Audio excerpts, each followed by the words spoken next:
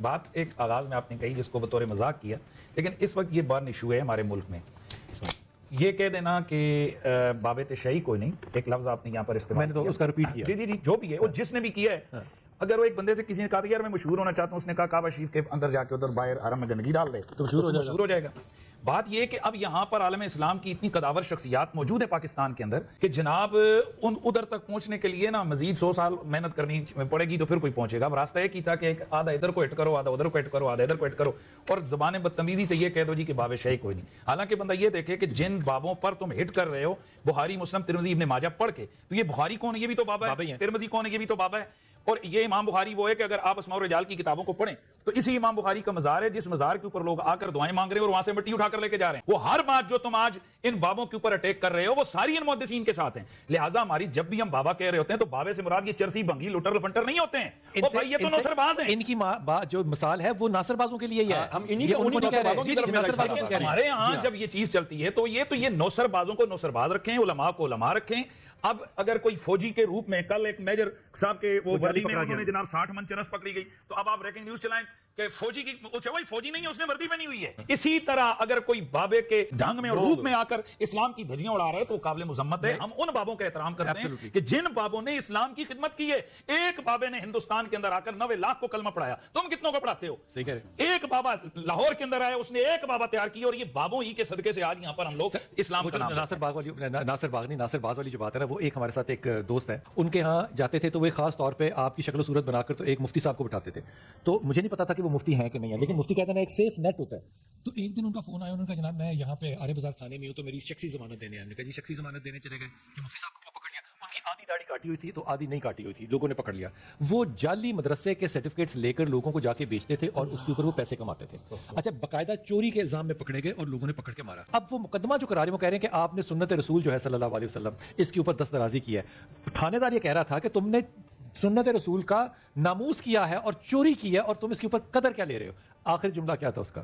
مجھے اللہ واسطے معاف کر دیا جائے. تھانے دار بیچارہ کہہ رہا تھا تیرا اللہ سے کیا واسطہ، تو جو مارکیٹ میں بیچنے گیا تھا وہی حرام کام تھا. علی بھائی السلام علیکم. وعلیکم السلام. کچھ عرصہ سے میں نوٹ کر رہا ہوں کہ فرقوں کے بزرگ بابوں سے متعلق آپ کی زبان سخت ہوتی جا رہی ہے. الحمدللہ، یہ میں نے کہا الحمدللہ، انہوں نے لکھا ہے. خصوصاً آج کل آپ کا یہ نعرہ آپ کے اسٹوڈنٹ بڑے فخر سے لگا رہے ہیں کہ باب تشیع کوئی نہیں. کیا یہ جملے آپ کی طرف سے ادا ہونا تکبر کی علامت نہیں ہے؟ نعوذ باللہ. یہ میں کہہ رہا ہوں کہ آپ اپنے آپ کو بزرگ بابوں سے بہتر سمجھنے لگے ہیں جن کی اسلام کے لیے اتنی خدمات ہیں. نعوذ باللہ جی. اچھا ہو گیا یہ پوچھ لیے سوال کسی نے. میں استغفر اللہ واتوب الیہ اس وجہ سے یہ بات نہیں کہہ رہا ہوتا. اور مجھے بتائیں کبھی میں نے ایبسولوٹلی یہ بولا ہے کہ باب تشیع کوئی نہیں سوائے ابھی کے وہ سوال ہوا ہے. دیکھیں کوئی بات شروع ہوتی ہے نا، اس کے اینڈ پہ آتا ہے نا فَبِأَيِّ آلَاءِ رَبِّكُمَا تُكَذِّبَانِ. 31 دفعہ تو قرآن میں بھی آیا نا، جنت کی آیات کے بعد بھی آیا. ویسے تو ہمارے علماء نے ترجمہ ہی غلط کیا، تم اپنے رب کی کون کون سی نعمتوں کو جھٹلاؤ گے. یہ ترجمہ غلط ہے. آلا کہتے ہیں نشانی کو.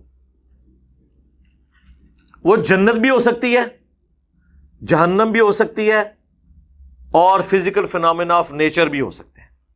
مولانا مودودی رحمہ اللہ نے ہر آیت کا اس کے کانٹیکسٹ کے اعتبار سے ترجمہ کیا. انہوں نے یہ ترجمہ نہیں کیا تم اپنے رب کی کون کون سی نعمتوں کو جھٹلاؤ گے، ورنہ تو جہنم جو ہے وہ کیا نعمت ہے؟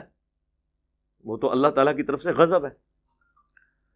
تو اسی طریقے سے میں کوئی آیت بیان کرتا ہوں، کوئی حدیث بیان کرتا ہوں، اس کے اینڈ پہ کنکلوڈ کرتے ہوئے آپ کے دماغ میں ڈرل کرتے ہوئے کمپیریزن کرواتے ہوئے ایک جملہ بولتا ہوں کہ جب قرآن و سنت یہ کہہ رہا ہے، قرآن و سنت کی روشنی میں نبی صلی اللہ علیہ وآلہ وسلم کا سٹیٹس یہ ہے، صحابہ کرام کا سٹیٹس یہ ہے، اور آپ اپنے بزرگ بابوں کے بارے میں ان سے اونچا سٹیٹس کلیم کر رہے ہیں، تو اس کو میں کمپیریزن کرواتے ہوئے اینڈ پہ کہتا ہوں کہ اگر اللہ کے محبوب صلی اللہ علیہ وآلہ وسلم، صحابہ کرام علیہم رضوان وہ اس لیول پہ ہیں، تو بابوں کا جو لیول آپ نے کلیم کیا ہے وہ تو ان کے مقابلے میں شیع کوئی نہیں ہے. اب آپ اس کو جوڑ کے دیکھیں. اب کوئی اعتراض کر سکتا ہے کہ جی آپ یہ جملہ نہ بولیں، لوگوں کو دکھ ہوگا. لوگوں کو تو کسی چیز سے بھی دکھ ہو سکتا ہے. ایک عیسائی کو آپ اگر کہہ دیں کہ سورۃ المائدہ کی آیت نمبر 17 ہے، لقد کفر الذین قالوا ان اللہ هو المسیح ابن مریم، بے شک وہ لوگ کفر کر رہے ہیں جو کہہ رہے ہیں کہ عیسیٰ ابن مریم ہی اللہ ہے. اور ساتھ کتنے سخت الفاظ ہیں. وہ تو عیسائی تو کہے گا نا کہ جی میں تو اسے حضرت عیسیٰ کی توہین شمار کروں گا. اللہ تعالیٰ فرماتا ہے قل، اس کے جواب میں ان سے فرماؤ، فَمَن يَمْلِكُ مِنَ اللَّهِ شَيْئًا، اللہ کا کوئی کیا بگاڑ سکتا ہے، اللہ کے مقابلے پہ کون اتنی طاقت رکھتا ہے. ان اراد ان یہلک المسیح ابن مریم، اگر اللہ ہلاک کر دے عیسیٰ ابن مریم کو، وَأُمَّهُ، اور اس کی ماں کو، اولو العزم پیغمبر اور اس کی ماں اولیاء کی سردار، کوئی ولی بھی نہیں ان کو پہنچ سکتا، ایک نبی کی وہ والدہ ہیں. وَمَن فِي الْأَرْضِ جَمِيعًا، اور زمین میں جتنے بھی ہیں، یعنی سارے بابے بھی ہو گئے نا، سارے کور ہو گئے. تو اللہ کا کوئی کیا بگاڑ لے گا، یعنی جو اللہ ان کو موت دے سکتا ہے ان کے مقابلے میں آپ اللہ تعالیٰ کو ان کے ساتھ لا کے کھڑا کر رہے ہو. ان کو تو موت آ جانی ہے.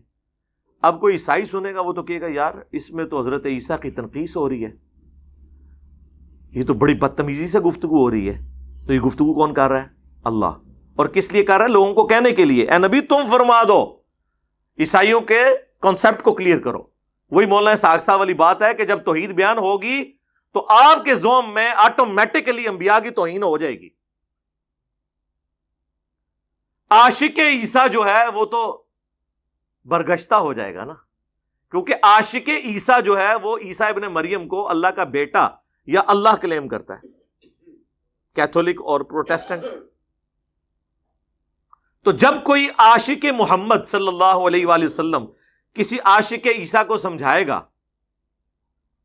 تو وہ تو آگے سے ناراض ہو جائے گا نا قرآن کی آیت سن کے. تو اس کی وجہ سے آپ بیان کرنا چھوڑ دیں گے یا آپ اپنا عقیدہ اس کے مطابق کر لیں گے. اور یہ عشق کے بھی نام پہ جو مرضی انہوں نے کیا ہوا ہے، تو میں ان کو پھر پھکی دیتا ہوں کہ یار یہ اکثر وہ بلکہ وہ کر بھی رہے ہوتے ہیں بعض اوقات ان کے مبلغین کہ یار دیکھو تم سے تو عیسائی بہتر ہیں.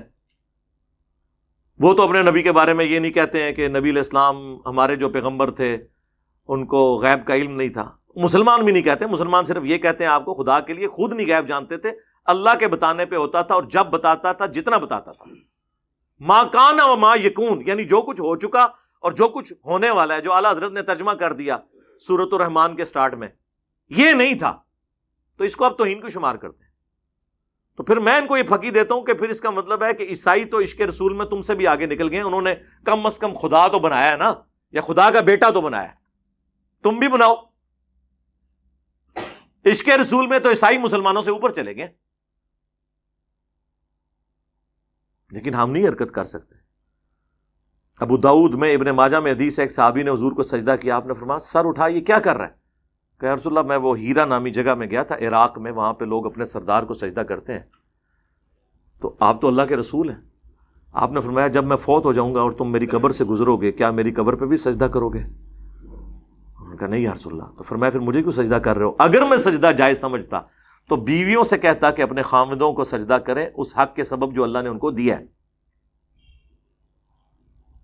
انہوں نے آگے سے نہیں کہا کہ عشق دے چلے نمبر رہ گئے. یا رسول اللہ عیسائیوں نے تو اپنے پیغمبر کو خدا کا بیٹا یا خدائی کلیم کر دیا، ہم آپ کو سجدہ بھی نہ کریں تعظیمی؟ اور یا رسول اللہ حضرت آدم علیہ السلام کو تو فرشتوں نے سجدہ کیا تھا، آپ تو امام الانبیاء ہیں، آپ کو ہم سجدہ نہ کریں؟ یہی کہانیاں بناتے ہیں نا، جوڑتے ہیں نا اس طریقے سے. تو اس طریقے سے جب ہم یہ باتیں کرتے ہیں تو ہمارا مقصد یہ ہوتا ہے کہ آپ کے دماغ کھولے جائیں. باقی تو لوگوں کو تو بری لگتی ہیں باتیں، مجھے پتا ہے قرآن کی دعوت لوگوں کو بری لگتی ہے، اس لیے آپ کو صدیوں سے بتایا گیا قرآن و حدیث ڈائریکٹ نہیں پڑھنا، گمراہ ہو جاؤ گے. یہ اس کا ایکویلنٹ ورڈ تھا، کیونکہ جو کچھ انہوں نے بتایا تھا وہ اس کے بالکل خلاف. لیکن اگر آپ قرآن و سنت کو پڑھیں گے تو وقتی طور پہ آپ کو کوفت ہوگی. جس طرح ایک بندے کو جب پھوڑا پیپ زدہ ہو جاتا ہے نا، اس کو جب کٹ لگایا جاتا ہے نا، اس وقت اسے ایک تکلیف ضرور ہوتی ہے، لیکن جب اس کا زخم صاف ہو کے 1-1.5 ہفتے میں ریکوری شروع ہو جاتی ہے نا، پھر وہ کہتے ہیں یار میں نے تو اتنے مہینے تکلیف کاٹی اس کی وجہ سے. جس مزار سے گزرتا تھا جھک کے گزرتا تھا. ہاں جی، اگر میں وہ گاڑی کا ڈرائیور تھا تو جو مزار آتا تھا وہ تو 10 روپے دور سے ہی سڑک پہ پھینک کے جاتا تھا. اللہ کا شکر ہے توحید پہ آئے ہوں تو سکون ہو گیا, یہ پھوڑا جب سے ختم ہوا ہے, ایک اللہ کا ہو گیا ہوں. لیکن اس وقت چیرا لگتے ہوئے تو تکلیف ہوتی ہے, ہوگی, مجھے پتا ہے. مجھے کسی کے بابوں سے کوئی لینا دینا نہیں ہے. بابوں کے مقابلے میں اپنے آپ کو نہیں لا رہا ہوتا, کتاب و سنت کو لے کے آ رہا ہوتا. اب چونکہ وہ ہے ہی اس کے مقابلے پہ ہے تو اب میں کیا کروں؟ میں تو کچھ نہیں کر سکتا.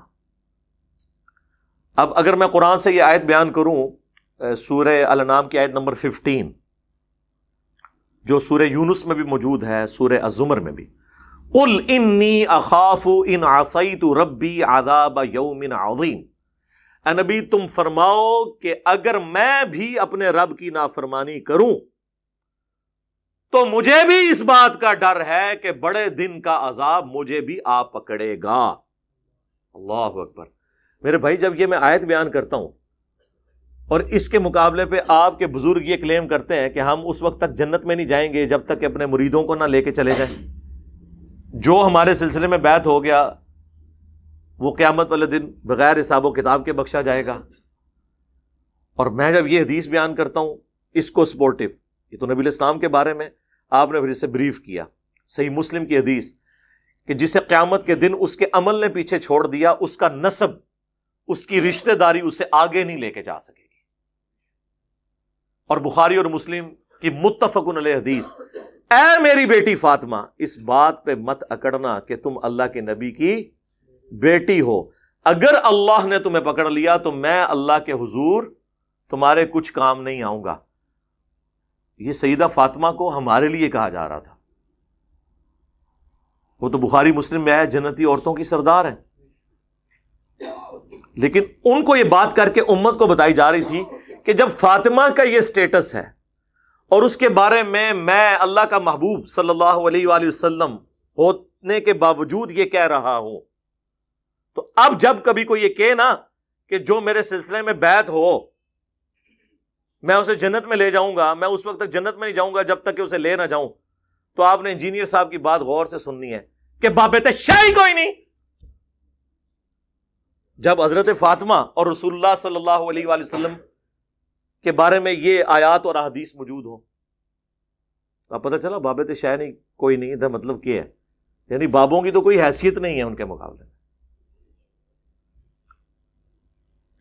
عیسیٰ ابن مریم کے بارے میں سورۃ المائدہ میں آیا کہ عیسیٰ ابن مریم تو نہیں تھے مگر ایک رسول, اور ان کی ماں ایک سچی عورت تھی,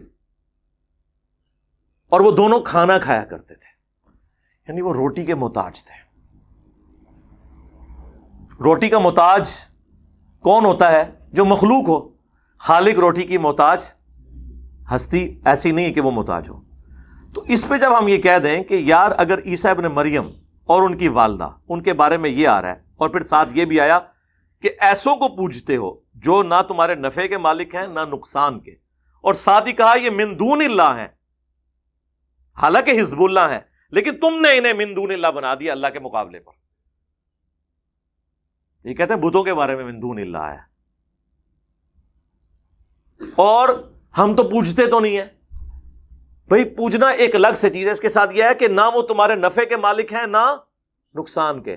تو پھر ہم اس پہ کیوں نہ بولیں کہ اگر اولو العزم پیغمبر 5 جو سورۃ الاحزاب اور سورہ الشورى میں آئے, محمد رسول اللہ صلی اللہ علیہ وآلہ وسلم, ابراہیم خلیل اللہ, موسیٰ کلیم اللہ, عیسیٰ روح اللہ اور نوح علیہ السلام, یہ 5 اولو العزم پیغمبر, ان میں سے ایک عیسیٰ ابن مریم, اور ان کی ماں صدیقہ کہہ دیا اللہ تعالیٰ نے ان کو.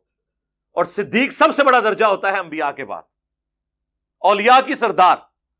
اگر عیسیٰ اور ان کی ماں کھانے کے محتاج ہیں, اللہ کے مقابلے پہ اگر آپ انہیں کھڑا کریں گے تو وہ من دون اللہ ہیں, اور وہ دونوں آپ کے نفع اور نقصان کے مالک ہی نہیں ہیں, تو بابت شاہی کوئی نہیں. ٹھیک ہے نا؟ تو یہ ایبسولوٹلی جملہ نہیں بولا جاتا, ریلیٹیولی بولا جاتا ہے. پھر بخاری اور مسلم دونوں میں حدیث ہے اسامہ ابن زید کے بارے میں. وہ کہتے ہیں ایک جنگ کے دوران ایک کافر سے جب میں لڑ رہا تھا تو وہ میری تلوار کے نیچے آیا تو اس نے کلمہ پڑھ دیا. میں نے پھر بھی اسے قتل کر دیا کہ یہ ڈر کے کلمہ پڑھ رہا ہے, لیکن دل میں قلق تھا, گلٹ تھا. کچھ عرصے بعد اللہ کے نبی علیہ السلام سے عرض کی کہ اے اللہ کے رسول, اس طرح جنگ کے دوران ایک کافر جب میری تلوار کے نیچے آیا تو اس نے کلمہ پڑھ دیا, لیکن پھر بھی میں نے اسے مار دیا. تو آپ نے فرمایا اسامہ جب اس نے کلمہ پڑھ دیا تھا تو نے اسے کیوں مار دیا؟ تو کہنے لگے یا رسول اللہ اس نے ڈر کے کلمہ پڑھا تھا.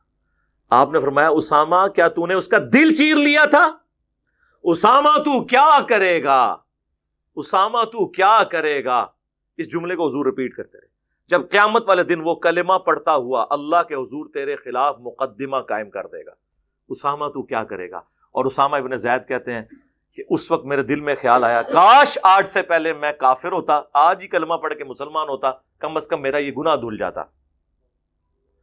اسامہ ابن زید نے جو اجتہاد کیا وہ بالکل درست تھا. ہم بھی یہی کرتے ہیں کہ ڈر کے پڑھا, لیکن ظاہر میں غلطی کے چانس تو ہیں, ہو سکتا ہے ڈر کے نہ پڑھا ہو. تو بینیفٹ آف ڈاؤٹ ایک کافر کو بھی رسول اللہ نے دیا جو آپ کو مسلمان علماء نہیں دیتے ہیں. جنید جمشید نے سامنے آ کے معافی مانگی, علماء نے کہا نہیں اندرونی مانگی. دیکھا آپ نے. تو اسامہ ابن زید کو جب حضور یہ کہہ رہے تھے کہ کیا تو نے اس کا دل چیر لیا تھا, تو اسامہ کو تو آگے سے یہ کہنا چاہیے تھا کہ اس امت کے بڑے سے بڑے ولی, غوث, کتب, ابدال, وہ اپنے مریدوں کے دلوں کے حال جانتے ہیں, اور وہ پوری کائنات ان کے سامنے اس طرح ہوتی ہے جس طرح تیلی کے اوپر رائی کا دانہ. تو میں تو اولیاء اللہ کا سردار ہوں, اور میرے بارے میں آنے والے لوگ کہانیاں بھی کرائیں گے کہ کوئی ادنا صحابی بھی ہو, اسامہ تو بہت اعلیٰ صحابی ہے, ادنا صحابی بھی ہو, اس کے گھوڑے کے قدموں کی خاک گھوڑے کے نتھروں میں جو جا کے لگتی ہے اس کو بھی کوئی غوث, کتب, ابدال نہیں پہنچ سکتا. تو یا رسول اللہ جب غوث, کتب اور ابدال دل کا حال جان لیتے ہیں تو یا رسول اللہ میں نے واقعی دل چیر لیا تھا اور مجھے پتا چل گیا تھا کہ اس کے دل میں کیا ہے. یہ کہا انہوں نے. تو پھر میں یہ اگر عرض کروں کہ اگر اسامہ ابن زید کسی کے دل کا حال نہیں جانتے تو باب شاہی کوئی نہیں. فَبِأَيِّ آلَاءِ رَبِّكُمَا تُكَذِّبَانِ. یہ اللہ کی سنت پہ عمل ہو رہا ہے. ہر نشانی کے بعد وہ بات ریپیٹ اس لیے ہوتی ہے تاکہ آپ کے دماغ میں گھس جائے. تو یہ ہم بار بار بولتے ہیں کسی مثال کے ساتھ. اسی طریقے سے بخاری و مسلم میں ایک حدیث ہے, نبی علیہ السلام کا ایک غلام تھا مدعم, جو سواری کا کجاوا کسا کرتا تھا سفر و حضر میں, حضور کو وضو کرواتا تھا. غزوہ خیبر کے موقع پر اسے ایک نامعلوم تیر لگا اور وہ شہید ہو گیا, اور صحابہ نے کہا تم میں شہادت مبارک ہو. یہ الفاظ ہیں. بالکل صحیح کہا, کیونکہ صحابہ دل کا حال تو نہیں جانتے تھے. آپ نے فرمایا تم اسے شہادت کی مبارک دے رہے ہو, جبکہ اللہ نے مجھے دکھایا ہے کہ اس کے اوپر آگ کی ایک چادر ہے جو اس نے مال غنیمت میں سے چوری کی تھی, اور اللہ نے یہ بھی لحاظ نہیں کیا کہ حضور کا خادم ہے چلو ایک چادر معاف کر دے. نہیں. اس لیے میں بولتا ہوں آج اگر کوئی جرم کرتا ہے نا, اس لیول کا جرم اگر رسول اللہ کے زمانے میں کسی نے کیا وہ بڑا مجرم ہے, کیونکہ اسے حضور کی صحبت ملی ہوئی ہے. آج اگر صحابہ کو گالیاں دیتا ہے, دلواتا ہے, اس سے بڑا رافضی اور اس سے بڑا مجرم اور اس سے بڑا خارجی وہ ہے جس نے اس مبارک زمانے میں یہ کام کیا. اشارتاً بات کر, کیونکہ میں نے جملے سخت بول دیے نا, پھر اشارتاً بات, تاکہ جوڈیشری میں چیلنج نہ ہو سکے یہ بات فلاں فلاں کر کے. تو صحابہ کرام اٹھے, اپنے گھروں کو گئے. اگر کسی نے ایک رسی کا ٹکڑا بھی یہ کہہ کے اٹھایا تھا نا کہ اس کی تو کتنی ورتھ نہیں ہے مال غنیمت میں, کیونکہ مال غنیمت کا سامان وقت کے حاکم نے تقسیم کرنا ہوتا ہے, اور اس وقت رسول اللہ تھے صلی اللہ علیہ وسلم, ان کی اجازت کے بغیر نہیں ہو سکتا تھا. لا کے واپس بیت المال میں جمع کروایا. اب یہ حدیث بیان کرنے کے بعد جب میں یہ کہتا ہوں کہ صحابہ کرام کو تو اپنے سامنے پڑی ہوئی ایک صحابی کی لاش کے اوپر آگ کی چادر نظر نہیں آئی ہے. آپ لوگ اپنے بزرگوں کے بارے میں کلیم کرتے ہیں کہ وہ عذاب قبر دیکھ لیتے ہیں, انہیں کشف القبور ہوتا ہے. اگر صحابہ کرام علیہم رضوان سامنے میت کے اوپر جو آگ کی چادر ہے اس کو نہیں دیکھ سک رہے تو بابید شاہی کوئی نہیں. فَبِأَيِّ آلَاءِ رَبِّكُمَا تُكَذِّبَانِ. تم اپنے رب کی قدرت کی کون کون سی نشانیوں کو جھٹلاؤ گے. تو یہ مثالیں میں اس لیے دے رہا ہوتا ہوں تاکہ آپ کو بات سمجھ آئے. اسی طریقے سے بخاری مسلم میں حدیث ہے, نبی علیہ السلام ایک جگہ سے گزر رہے تھے تو آپ رک گئے, آپ کی سواری بھدک گئی. کیونکہ بخاری میں ہی آتا ہے کہ عذاب قبر اس طرح کی جو چیزیں ہیں وہ جنوں اور انسانوں کے علاوہ تمام مخلوقات ان کی آواز سن لیتی ہیں, انسان نہیں سن سکتے اس کی. اب یہ جو کہتے ہیں نا جی گورے کا موبائل دور سے سن لیتا ہے تو اللہ کا ولی کیوں نہیں سن سکتا؟ یعنی آپ موبائل کو اوپر کر رہے ہیں. سر موبائلوں تو چھڑ دو, آپ تو پرندے سے افضل ہے نا, آپ اڑ کے بتائیں. پرندہ اڑ لیتا ہے, ولی کی نہیں بات کر رہا, ولی کا جو مرید ہے. چمگادڑ اڑ لیتی ہے, تسی چمگادڑ تو بھی گئے گزرے ہو, میں نام ہی انہاں جانوراں دے لینے جے تانوں وٹ چڑھے. گدھ تو بھی گئے گزرے ہو, کوے سے بھی گئے گزرے ہو, چیلوں سے بھی گئے گزرے ہو, اشرف المخلوقات ہو کے. اس لیے کہ ہمیں اللہ نے اس ڈومین میں بس اتنی دی ہے صلاحیت, اس سے بڑھ کے نہیں دی.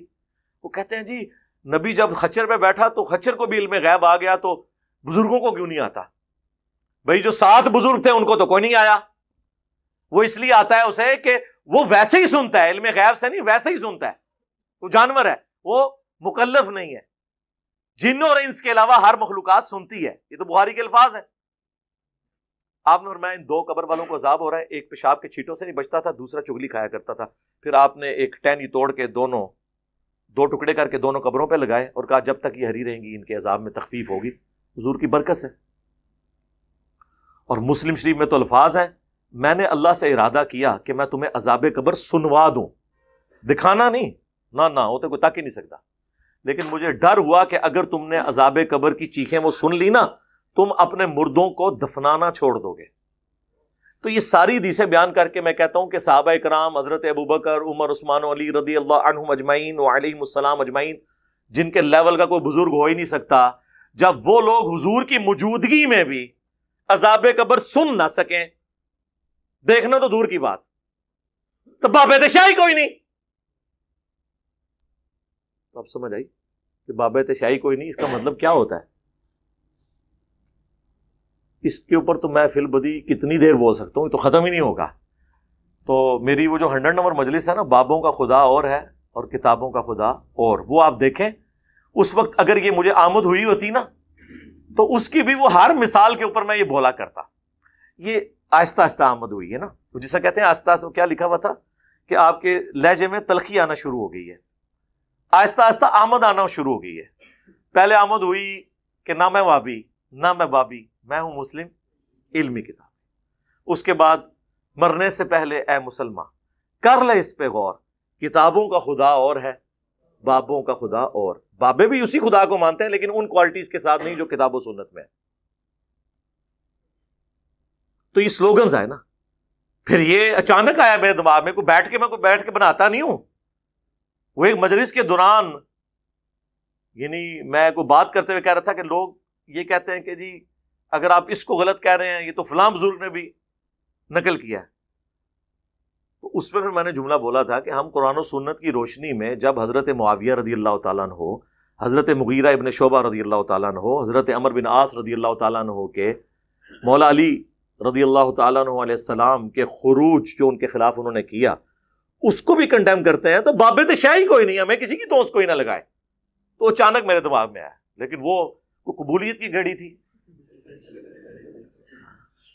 اور یہ سلوگنز اور نعرے بڑے امپورٹنٹ ہوتے ہیں. بخاری مسلم میں حدیث ہے, اے حسان بن ثابت, ہمارے تیروں اور تلواروں سے کافروں کو وہ تکلیف نہیں ہوتی جو تیرے زبان کے اشعار سے ہوتی ہے. تو یہ سنت حسان ابن ثابت ہے جو ہم پوری کر رہے ہیں. اب تو ایسے ایک اور نعرہ بھی آ گیا, چوتھا, فرقوں کی دکانیں بند, the damage has been done.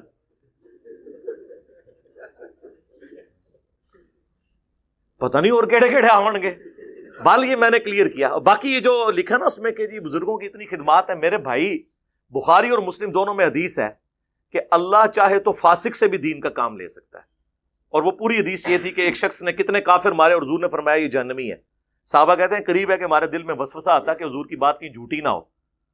تو میں اس کے پیچھے ہو گیا. اینڈ پہ میں نے دیکھا جب وہ زخموں کی تاب نہ لا سکا تو اس نے زمین میں تلوار یوں کھڑی کر کے اپنے آپ کو اس پہ گرا کر خودکشی کر لی. تو انہوں نے کہا صدق رسول اللہ, رسول اللہ نے سچ کہا تھا. تو آپ نے فرمایا بلال اٹھو اور اعلان کر دو کہ آخرت کا دار و مدار خاتمے کے اوپر ہے، اور بعض اوقات اللہ کسی فاسق سے بھی دین کا کام لے لیتا ہے، یعنی وہ جو جنگ میں مسلمانوں کو اس نے سپورٹ کیا تو وہ فسق کے طور پہ تھا۔ اور یہ حدیث کا آخری حصہ یہ ایک دوسرے کے بزرگوں کے بارے میں کوٹ کرتے ہیں۔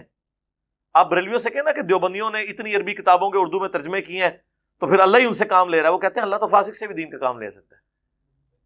اور دیوبندیوں سے آپ کہیں گے جی اعلیٰ حضرت نے یہ خدمات کی ہیں فقہ حنفی کے فتاوی رضویہ میں، اتنے انسالوڈ ایشوز کو ریزالو کیا، وہ کہتے ہیں اللہ تعالیٰ فاسق سے بھی دین کا کام لے سکتا ہے۔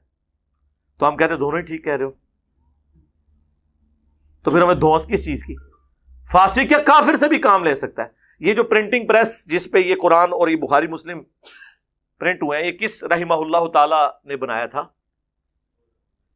کس رحمت اللہ علیہ نے یہ گھڑی بنائی تھی جس کو دیکھ کے آپ مسجد میں اپنی ٹائمنگ سیٹ کرتے ہیں؟ کچھ بھی نہیں۔ یہ صرف ٹرینیں روک سکتے ہیں، ٹرین بنا نہیں سکتے، بنا نہیں سکتے، روک سکتے ہیں۔ کس رحمت اللہ علیہ نے زمین سے تیل جو ہے وہ دریافت کیا تھا؟ تو یہ باتیں کرنا چھوڑ دیں، خدمات سب کی ہیں، وہ اللہ تعالیٰ کسی سے بھی کام لے، ورنہ تو گورے کے پرنٹنگ پریس سب سے بڑا یہ کنٹریبیوشن ہے، ورنہ حضور کے زمانے میں تو چند لوگوں کے پاس مصحف ہوتے تھے، زبانی وہ قرآن یاد رکھتے تھے، تو پھر گورے کو پھر آپ کریڈٹ دیں، کہیں گے نہیں اس کی وجہ سے اس کے عقیدے تو صحیح نہیں ہو جائیں گے۔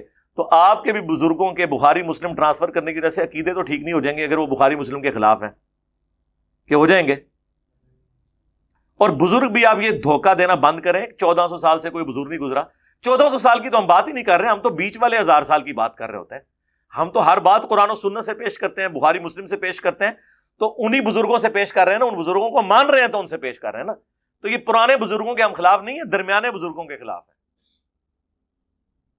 پرانے جو ہیں صحابہ، تابعین، تبع تابعین، پہلے 300 سال کے، ان کو تو ہم اپنا امام مانتے ہیں، اور اس لیول تک کہ ہم نے ان کو سامنے سجایا ہوا ہے، ان کی کتابوں کو، ان کی خدمات کو۔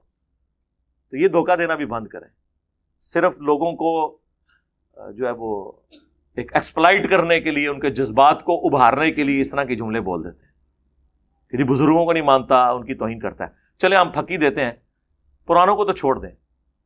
اس ماڈرن ایج میں ڈاکٹر ذاکر نائک حافظہ اللہ تعالی نے سینکڑوں ہندوؤں کو کلمہ پڑھایا آن کیمرہ۔ اس کی پاداش میں انہیں غریب الوطنی کی زندگی گزارنی پڑ رہی ہے، حضرت ابراہیم علیہ السلام کی سنت پہ عمل کرتے ہوئے۔ تو کیا اس پورے سینیریو کو دیکھ کے بریلوی، دیوبندی اور اہل حدیث، چلے اہل حدیث تو پھر بھی اس کو کچھ مانتے ہیں، بریلوی اور دیوبندیوں نے کیا ڈاکٹر ذاکر نائک کو ولی اللہ مان لیا؟ آپ ان سے کہ اتنے ہندوؤں کو کلمہ پڑھایا، وہ کہیں گے یار پڑھایا تو کیا ہوا، عقیدے تو درست نہیں ہے۔ سر یہی ہمارا نظریہ آپ کے بزرگوں کے بارے میں کہ پڑھایا تو کیا ہوا، تو آپ خود مانتے ہیں کہ عقیدہ پہلے صحیح ہونا چاہیے، تو آپ کے بزرگوں کے عقائد و نظریات تو قرآن و سنت کے خلاف ہیں۔ چشتی رسول اللہ، ہاں یہ ہماری مجبوری تھی میرے بھائی، آپ تو قرآن حدیث کو مانتے ہی نہیں تھے۔ ہم نے کہا ٹھیک ہے، کیوں نہیں مانتے؟ وہ کہتے تھے قرآن حدیث میں تو یہ لکھا ہے، لیکن وہ فلاں جو بزرگ ہیں وہ تو یوں لکھتے ہیں، تو انہوں نے قرآن حدیث نہیں پڑھا ہوا تھا۔ اب ان کو کون بتائے کہ ان بیچاروں نے کہاں قرآن حدیث پڑھا ہوا تھا، لیکن یہ کون کہہ سکتا ہے ان کو؟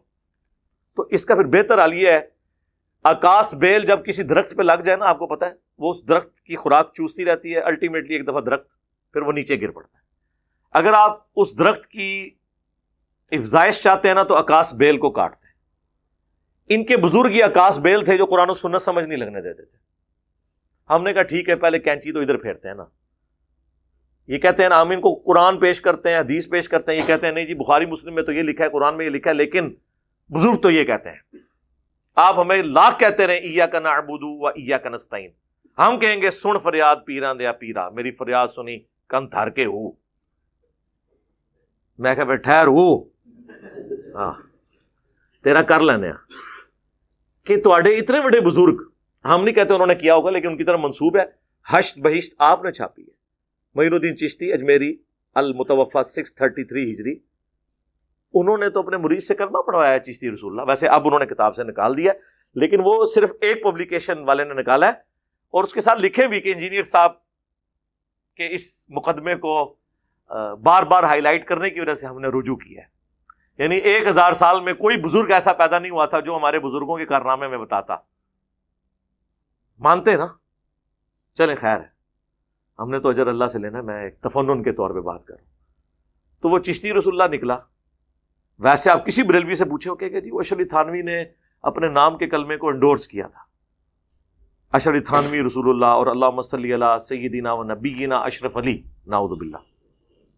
وہ کہتے ہیں جی وہ جی خواب میں پڑھا ہے. خواب میں کہاں ہے میرے بھائی؟ خواب کے بعد وہ مرید کہہ رہا ہے میں بیداری میں بھی پڑھ رہا ہوں. وہ کہتے ہیں دیکھیں جی وہ کہہ رہا ہے نا میں بے اختیار ہوں. یار ہم نے بابی کو تو کبھی کہا ہی نہیں ہے, ہم کہتے ہیں بابے نے غلط کیا. جب ایک مرید اپنے پیر کو لکھ رہا ہے کہ میں خواب میں بھی اور اٹھ کے بھی پڑھ رہا ہوں اشرف علی رسول اللہ اور اللہم صلی علی سیدنا و نبینا اشرف علی, تو پیر کا کام تھا وہ کہتا کہ تیرے اوپر شیطان کا غلبہ ہو گیا ہے, اللہ سے توبہ کر, یہ کیا کفریات بک رہا ہے تو, شیطانی خواب ہے. لیکن پیر صاحب کیا کہہ رہے ہیں؟ اس واقعے میں تسلی تھی. اچھا پیر نو بھی ویسے وہ بھی مجھ سے مزاج سی, انہیں خواب نہیں لکھیا, اس واقعے میں تسلی تھی.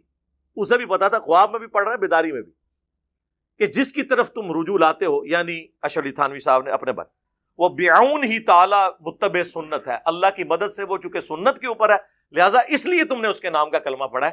ہم بابی کو تو کچھ کہہ نہیں رہے, بابے کو کہہ رہے ہیں. اب کون مانے؟ کہتے ہیں جی بزرگوں کی خدمات ہے. جی یہ خدمات ہے, اس پہ تو میں یعنی کتنا رونا رہوں, اس کا تو کوئی اینڈ نہیں ہے. تو یہ جو بات شروع ہوئی تھی اس سے کہ وہ جو سوال میں تھا کہ بابت شاہی کوئی نہیں, یعنی بابوں کی کوئی حیثیت نہیں ہے, تو یہ میرے مقابلے پہ نہیں ہے, قرآن و سنت کے مقابلے پہ. تو آپ بھی تو کہہ رہے ہوتے ہیں کہ بڑے سے بڑا غوث قطب ابدال, وہ ایک صحابی کے گھوڑے کے قدموں کی خاک جو اس کی ناک میں بیٹھے اس کے برابر نہیں ہے. تو آپ بھی تو کہہ رہے ہیں نا بابت شاہی کوئی نہیں, اس صحابی کے قدموں کی خاک نہیں, اس کے گھوڑے کے قدموں کی خاک. خود تو بڑے فخریہ یہ جملہ بولتے ہیں کہ بابت شاہی کوئی نہیں, یعنی لیکن اس جملے سے نہیں بول رہے ہوتے نا, آپ بتا تو یہی رہے ہوتے ہیں نا. اس کو ہم نے زبان دے دی ہے, تو وہ زبان دی ہے تو ظاہر ہے وہ چکے آپ پتہ سلوگنز تو پھر ہٹ کرتے ہیں. آپ تو چھوٹے چھوٹے بچے کہتے ہیں کہ بابت شاہی کوئی نہیں. آپ دیکھیں ہمارے خلاف جتنی ویڈیوز چلتی ہیں نا, اس کے نیچے ہمارے اسٹوڈنٹس لکھتے ہیں کہ بھائی آپ تو یہ کہہ رہے ہیں نا, لیکن قرآن میں یہ لکھا ہے, حدیث میں یہ لکھا ہے. اور ہماری ویڈیوز کے اوپر جتنے لوگ کمنٹس کرتے ہیں دیوبندی بریلوی اہل حدیث, آپ نیچے لکھیں, وہ دیکھیں گے کسی نے گالی لکھی ہوگی, کسی نے لکھا ہوگا فلاں کا ایجنٹ ہے, فلاں سے یہ کر رہا ہے, اور نیچے لوگ جواب دے رہے ہوتے ہیں کہ بھائی کوئی علمی بات کریں. ٹھیک ہے, کیا دینے سے کیا ہوتا ہے, پروپیگنڈا کرنے سے کیا ہوتا ہے. آپ دیکھ لیں دنیا کے سارے فرقے آپس کے اختلافات کو چھوڑ کے میرے خلاف کلپ چڑھا رہے ہیں. آپ نے دیکھا ہے کوئی ایک سال کے اندر بریلوی دیوبندی اہل حدیث کا ایک دوسرے کے خلاف کو کلپ آیا ہو؟ سارے مل کے میرے خلاف کر رہے ہیں. کیوں؟ انہیں پتا چل گیا ہے کہ یار یہ مسئلہ کوئی بھی نہیں بچا, ایک دوسرے سے گلے لگ لگ کے رو رہے ہیں کہ تو آڈا نہیں کچھ بچا. تو جس طرح وہ کہتے ہیں نا جی اہل حدیث ہم سے زیادہ پریشان ہے, ہم اتنے پریشان نہیں ہیں, اہل حدیث ہم سے زیادہ پریشان ہے. خود اہل حدیث علماء جو ہے نا, سنجیدہ علماء, وہ بھی پریشان ہیں کہ ہماری عوام جا کدھر رہی ہے. اب وہ جو انجینئر کا فتنہ آیا ہے نا, اہل حدیث ہم سے زیادہ اس سے پریشان ہیں. اہل حدیث علماء ہم لوگ اتنے پریشان نہیں ہیں اس سے, وہ علماء ہم سے بھی زیادہ کیا ہیں کہ یار یہ کیا ہو رہا ہے. تو اس طریقے سے اہل حدیث زیادہ چیخ رہے ہوتے ہیں کہ جی ہمارے گئے ہیں. یاد رکھو علی مرزا کے پیچھے جتنے گئے ان میں کوئی بریلوی نہیں تھا, دیوبندی نہیں تھا. ہاں سمجھ جاؤ کون تھا. مجھے بولتے ہوئے بھی درد ہوتا ہے, اس واسطے نہیں بولتا میں نام. ہمارے گئے ہیں. میں پونا میں تھا گزشتہ 2 ہفتے پہلے, وہاں کے طلباء تو مجھے کہے ریکویسٹ کرنے لگے کہ مولوی صاحب آپ کچھ تو کیجئے, یہ ایسا لا کے رکھتا ہے, کتنے بچے ہمارے آنکھوں کے سامنے چلے گئے, آپ اس پر کوئی نہ کوئی کلپ نکالیے اس کے اوپر جو مدلل جواب ہو علی مرزا پر. ہم بیزار ہو گئے ہیں, ہمارے ہاتھوں جو بنے ان میں کئی لوگ اب علی مرزا کے فالوورز میں سے ہیں. نعوذ باللہ ثم نعوذ باللہ. کون گیا؟ ہمارا گیا. تو دکھ کس کو ہے؟ ہم کو ہے. میں جہاں بھی جاتا ہوں یہی بولتا ہوں, سب سے بڑا خطرہ ہم کو ہے, کو نہیں. پھنستا سکون یہ قرآن حدیث بولتا نا, یہ اہل الحدیث فرقیت پھنستا. کیسا پھنستا؟ انجینئر علی مرزا انہیں دلیل سے بولتا, بھائی کیا بولتا بھائی انہیں اچھا اصل میں مسئلہ کیا ہے، یوٹیوب اتنا پھیل گیا ہے کہ کس کا سننا کس کا نہیں سننا نہیں معلوم پتہ ہی. پہلے یہ متعین کرنا چاہیے ہم علماء کو، تاکہ عوام کو صحیح نصیحتیں ملے کہ ان کا سنو، ان کا نہ سنو. وہ سارے تھے گئے نے، لیکن گئے کدھر؟ ہمارے پاس تو کوئی نہیں آیا. نہ ہم نے کوئی چندہ بک بنائی، نہ کوئی مدرسہ بنایا، نہ کوئی مسجد بنائی، نہ کوئی پیری مریدی شروع کی. آپ کے پیچھے نمازیں پڑھتے ہیں، آپ کوئی چندے دیتے ہیں. اب کیا مسئلہ رہ گیا پیچھے؟ یا تو نا یہ لوگ چھوڑ دیں. اور یہ میں آپ کو پریڈکٹ کر رہا ہوں، کچھ عرصے کی بات ہے انشاءاللہ تعالی. ان علماء کی اور ائمہ مساجد کی حیثیت صرف ایک روڈ لائنر کے ڈرائیور جیسی ہوگی انشاءاللہ. جیسے آپ سفر کرتے ہیں نا، آپ کو اس سے غرض نہیں ہوتا کہ یہ جو ڈرائیور ہے اس کا عقیدہ کیا ہے، کون ڈرائیونگ کر رہا ہے. آپ چپ کر کے اپنا بیٹھتے ہیں گاڑی میں، منزل پہ اتر جاتے ہیں. آنے والی نسلیں بھی مسجد میں، ان کو اس سے کوئی غرض نہیں ہوگا یہ مسجد کس کی ہے، امام مسجد کون ہے، داڑھی اس کی پوری ہے، کام ہے، کس فرقے کا ہے. جسے سواری بیٹھ کے اتر جاتی ہے نا، یہ بھی لوگ جایا کریں گے اپنے بچوں کے ساتھ، نماز پڑھ کے باہر نکل آیا کریں گے. یہ خود بس امامت اور چندوں کو دیکھیں گے، عوام ساری کی ساری علمی کتابی مسلم ہوگی انشاءاللہ. اور یہ کوئی فرقے کا نام نہیں، یہ قرآن سے میں نے ڈیڈکٹ کیا ہے. ایتونی بکتاب من قبل ھذا او اثارۃ من علم ان کنتم صادقین، سورۃ الاحقاف آیت نمبر 4. اے نبی اگر یہ آپ سے بحث کریں تو ان سے کوئی علمی بات کرو، کوئی کتاب لے آؤ قرآن سے پہلے بھی جو شرک کی تعلیم دیتی ہو. قرآن وہی تعلیم دے رہا ہے جو اگلی کتابوں نے دی ہے. یا کوئی انبیاء کے آثار علم کے ہوں. ایتونی بکتاب من قبل ھذا او اثارۃ من علم، علم بھی آ گیا، کتاب بھی، ان کنتم صادقین. تو اسی کو ہم نے پریزنٹ کیا تھا کہ نہ میں وہابی، نہ میں بابی، میں ہوں مسلم علمی کتابی. لیکن کہتے ہیں یار یہ بابی کہہ دیا جی، ٹھیک ہے جی، وہ وابی کہہ دیا. وابی تو خود آپ کہہ رہے تھے ایک دوسرے کو، ٹھیک ہے. پھر میں نے سافٹ کیا نعرے کو کہ مرنے سے پہلے اے مسلمان. کہتے ہیں پیار سے میٹھی میٹھی باتیں. تو میں نے یہ التجا ہے نا کہ مرنے سے پہلے اے مسلمان کر لے اس پہ غور. کتابوں کا خدا اور ہے، بابوں کا خدا اور. پھر بھی ان کو بات سمجھ نہیں آئی ہے. تو پھر ظاہر ہے جب اتنا کچھ ہو رہا ہو تو کبھی کبھار پھر انسان سے کوئی ایک وکھرے جہاں کے اندر کو بات نکلی جاتی ہے نا کہ بابے تو شاہی کوئی نہیں نکلی نا. تو یہ ان ساری باتوں کے بعد ہے. اور اینڈ پہ وہ جب کسی بندے کو دفنایا جاتا ہے نا، اس کے بعد وہ مٹی ڈال کے اس پہ پانی ڈالتے ہیں تاکہ وہ قبر سے مٹی ادھر ادھر بکھرے نا. وہ یہ اب ڈال دیا ہم نے. فرقوں کی دکانیں بند، the damage has been done. صلاۃ بر محمد و آل محمد، اللہم صلی علی محمد وعلی آل محمد.